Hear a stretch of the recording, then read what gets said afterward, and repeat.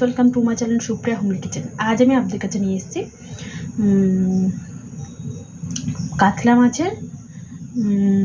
কাতলা মাছের কোরমা। তো যাই হোক, তো এর জন্য আমি কাতলা মাছের শুধু পিস নিয়ে নিয়েছি, ফ্রিজ থেকে বের করে রেখেছি। তো এটা একটু ছাড়ুক। তো এখানে আমি নিচ্ছি, দেখুন, দুটো পেঁয়াজ, একটা রসুন আর আদা। এতটা হয়তো লাগবে না, আদা কিছুটা কমিয়ে দেবো, আর একটু কাঁচা লঙ্কা। তো এগুলো ছাড়িয়ে নিয়ে আমি ফিরছি আপনাদের কাছে। তো দেখুন বন্ধুরা, আমি সব কেটে ধুয়ে নিয়েছি। এবার আমি মিক্সিং জারের মধ্যে এটা দিয়ে একটা পেস্ট করে ফিরছি। তো দেখুন, মাছগুলো আমি তুলে নিয়েছি। মাছগুলোর মধ্যে একটু গোলমরিচ দিচ্ছি আর নুন দিচ্ছি।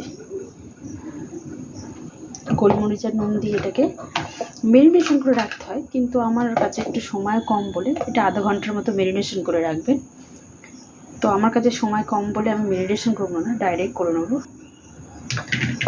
আর এই পেস্ট, পেঁয়াজ কাঁচা লঙ্কার পেস্ট একটুখানি দিয়ে দিলাম। এবার এটাকে মাখিয়ে নেব, মাখিয়ে নিয়ে ফিরছি। তো বন্ধুরা, আমি একটা বাটি নিয়েছি, বাটিতে 1 চামচের মতো একটু ভিনিগার নিলাম, দেখে নিলেন। 1 চামচের মতো ভিনিগার আর একটু টক দই নিলাম।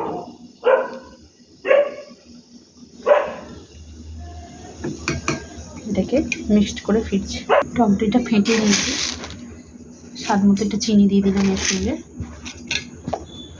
চিনি আর নুন দিয়ে দিলাম। এটাকে ফাটিয়ে নিয়ে সাইড করে রাখবো, রান্নার কাজে লাগবে। তো পরে ফিরছি। তো এবার বন্ধুরা দেখুন, আমি এটা ঘিয়ের রান্নাটা, ঘিয়ের চামচটাও পড়ে গেল। দেখুন, ঘি দিয়ে দিলাম। ঘিটা যাতে পুরো না যায় তার জন্য আমি সর্ষের তেল দেবো। দেখুন, বেশ কিছুটা সর্ষের তেল দিয়ে দিলাম ঘির সাথে।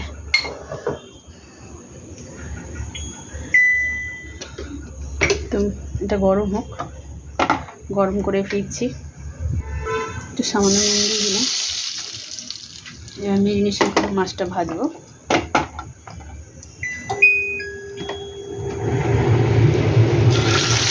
মাছখানকে বুঝে বুঝে ভাজতে হবে, বেশি লালও না আবার বেশি সাদাও না। তিনটে করে ভেজে ফিরছি। তো দেখুন বন্ধুরা, এইভাবে মাছগুলো আমি ভেজে নিয়েছি, এটাও ভাজা হয়ে গেছে, তুলে নিয়ে ফিরছি। তো এই তেলে আর ঘিতেই আমি গোটা গরম মশলা ফোড়ন দিয়ে দেবো। দেখুন, গোটা গরম মশলা দেওয়ার পরে আমি ওই পেস্টটা দিয়ে দেবো।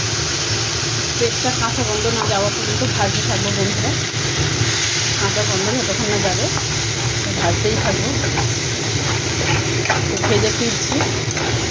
এই সময় গ্যাসের এটা মিডিয়াম করে দিতে হবে, আস্তে আস্তে ভাজতে হবে। পুরোপুরি লাল লাল করা যাবে না, হালকা করে জাস্ট ব্রাউন ভাব আছে তখন ভেজে ফিরছি। তো দেখুন বন্ধুরা, মশলাটা অনেকটা কষা হয়ে গেছে, জলটা পুরো কমে গেছে। এই সময় আমি ওই দই ফেটানোর জল শুদ্ধ আমি দিয়ে দেবো, দিয়ে এটাও ফেটাতে থাকবো যাতে না কেটে কুটে যায়।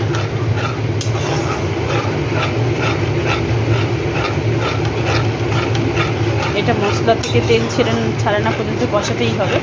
এটা আমি কষিয়ে ফিরছি। তো দেখুন বন্ধুরা, ঝোলটা অনেকটা জলটা শুকিয়ে গেছে, তেলটা এখনও বেরোয়নি। তো আমি মশলা ঢোকার জন্য মাছগুলো দিয়ে দিলাম। জল দেবো, কিন্তু আগে মশলাটা ঢোকার জন্য মাছগুলো দিয়ে দিলাম। ঠিক এরকম করে মাছটা ভেজে নেবে, না বেশি কড়া না বেশি নরম।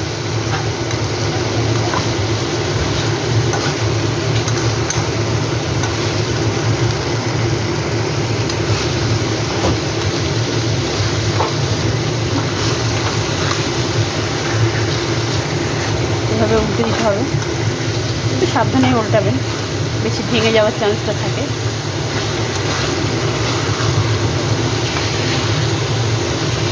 এভাবে উল্টে দেবেন যাতে মশলাগুলো ভালো করে মাছের মধ্যে অ্যাবজর্ব করে নেয়।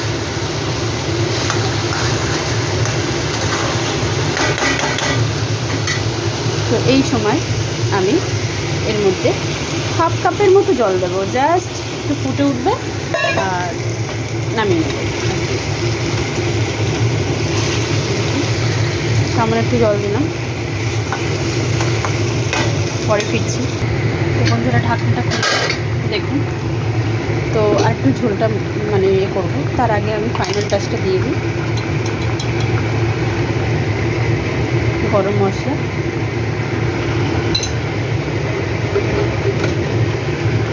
আর ঘি।